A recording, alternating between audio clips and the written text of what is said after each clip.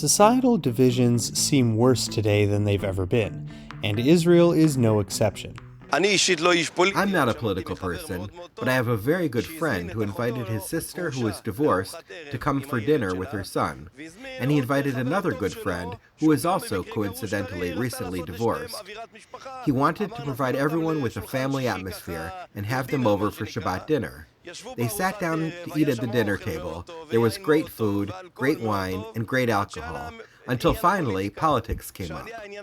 When politics came up, a massive argument erupted, where both guests got up and said they'd never come back if the other person was there. But there are many who are trying to course correct.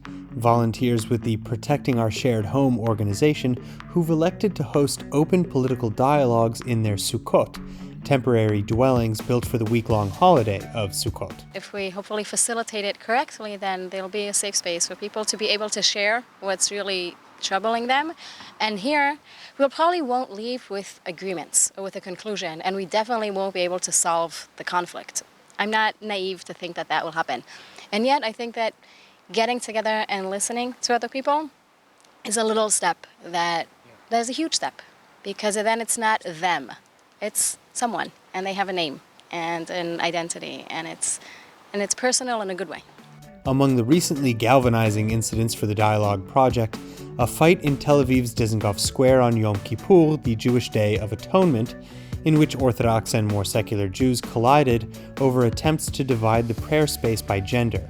Left-wing critics blamed the incident on allegedly right-wing fanatics being emboldened by their political leaders. I am from Haifa, and the same thing happened there at the Horef Center. We had problems, and I think that people lost it a bit. We need a voice of sanity, someone who can help accept the right and the left. Otherwise, we won't succeed to exist in this country of ours. Internal collapse, destroying one another, both sides. For a Jew to bother another about how he prays on Yom Kippur, and all the images of people pulling on tassels from people's prayer shawls, cutting wigs, and other things? I'm a liberal guy, I'm not religious, but this is going way too far, and it's not a good sign. Now, during Sukkot, similar differences are mirrored even on the streets, between Jerusalem, where a sukkah dots practically every street or apartment, and in Tel Aviv, where only a handful of Sukkot can be found across the whole city. But despite feelings of division, the media line found a yearning for unity as we toured the streets of Tel Aviv. There's a lot of anger, but it's not something that has to be so tense when we meet with people day to day. I'm fine with people on the right. I do hear about violence and things like that, and I don't think it's something that should be allowed to divide the country. Ironically, as the media line is speaking to people from all over Israel and all over the Israeli political spectrum about the importance of dialogue and sitting with the other, politicians are failing to live up to that standard. Breaking news shows that Justice Minister Yariv Levin and other officials will be barred from speaking at the retirement ceremonies of Chief Justice Esther Chayut and Justice Anat Beron.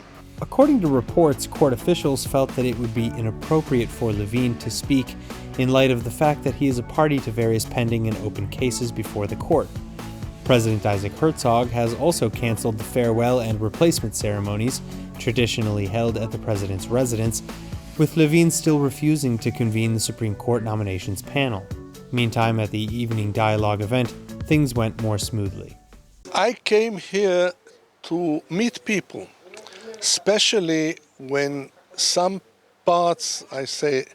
extremists in the demonstration camp started to pursue Jews for being Jews, and sort of auto-antisemitism. And I came here to find and see if there are people who have other views than mine, but still want to find the equal and the things that can make us heal as a nation, instead of things that may us drive more apart one from the other.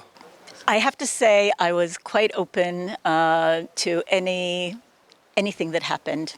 It went from everyone's going to agree and going to be polite to yelling and screaming and people leaving in the middle.